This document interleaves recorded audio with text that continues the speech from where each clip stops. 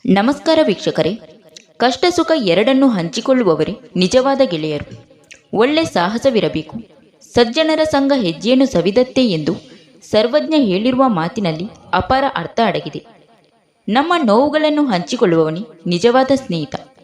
ಗೆಳೆತನದಲ್ಲಿ ಆಸ್ತಿ, ಅಂತಸ್ತು, ಜಾತಿ, ರೀತಿ, ಭೇದ ಭಾವ, ಧರ್ಮ ಯಾವುದೂ ಅಡ್ಡಬರಬಾರದು. ಸ್ವಚ್ಛವಾದ ಗೆಳೆತನ ಇರಬೇಕು.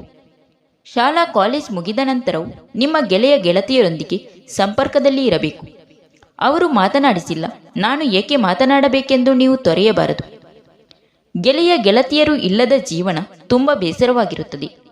ನಮ್ಮ ನೋವು ನಲಿವುಗಳನ್ನು ಹಂಚಿಕೊಂಡು ಅವರ ಕಷ್ಟ ಸುಖಕ್ಕೆ ನಾವು ಸ್ಪಂದಿಸಿದರೆ ಅದು ನಿಜವಾದ ಗೆಳೆತನ. ಹೊಸ ಗೆಳೆಯ ಗೆಳತಿಯರು ಬಂದಾಗ ಹಳೆಯ ಗೆಳೆಯ ಗೆಳತಿಯರನ್ನು ಮರೆಯದಂತೆ ಎಲ್ಲರೊಂದಿಗೆ ಸಂಪರ್ಕದಲ್ಲಿ ಇರಬೇಕು. ಗೆಳೆತನಕ್ಕೆ ದೊಡ್ಡವರು ಚಿಕ್ಕವರು ಗೃಹಿಣಿ ಯಾವ ಭೇದಭಾವವಿಲ್ಲ. ನಮ್ಮ ವಿಚಾರ ಒಳ್ಳೆಯದಿದ್ದರೆ ಸಾಕು. ಒಂದು ರೀತಿಯ ಹವ್ಯಾಸಗಳು ಮತ್ತು ಭಾವನೆಗಳು ಉಳ್ಳವರು ಗೆಳೆಯರಾಗುತ್ತಾರೆ ಎನ್ನುವುದು ಸುಳ್ಳು. ಎಲ್ಲ ರೀತಿಯ ವ್ಯಕ್ತಿತ್ವಗಳನ್ನು ನಾವು ನೋಡಬಹುದು. ನಿಮ್ಮ ಗೆಳೆಯರ ಜನ್ಮದಿನಾಂಕ, ವಾರ್ಷಿಕೋತ್ಸವ ಇವುಗಳನ್ನು ನೆನಪಿನಲ್ಲಿ ಇಟ್ಟುಕೊಂಡು ಹಾರೈಸಿರಿ. ನಿಮ್ಮ ಮುಂದೆ ನಿಮ್ಮನ್ನು ಹೊಗಳಿ ಹಿಂದೆ ಬೈಯುವವರು ನಿಜವಾದ ಗೆಳೆಯರಲ್ಲ.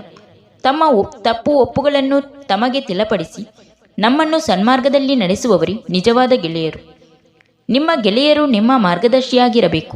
ಅಂತೆಯೇ ನೀವು ಕೂಡ ಅವರಿಗೆ ಸೂಕ್ತ ಸಲಹೆಗಳನ್ನು ನೀಡಬೇಕು. ಒಳ್ಳೆಯ ಗೆಳೆಯರನ್ನು ಕೆಡಿಸಲು ಹಲವಾರು ಜನರು ಸಾಕಷ್ಟು ಪ್ರಯತ್ನ ಮಾಡುತ್ತಾರೆ. ಆದರೆ ನಿಮ್ಮ ಗೆಳೆತನ ಬಗ್ಗೆ ನಿಮಗೆ ನಂಬಿಕೆ ಇರಬೇಕು.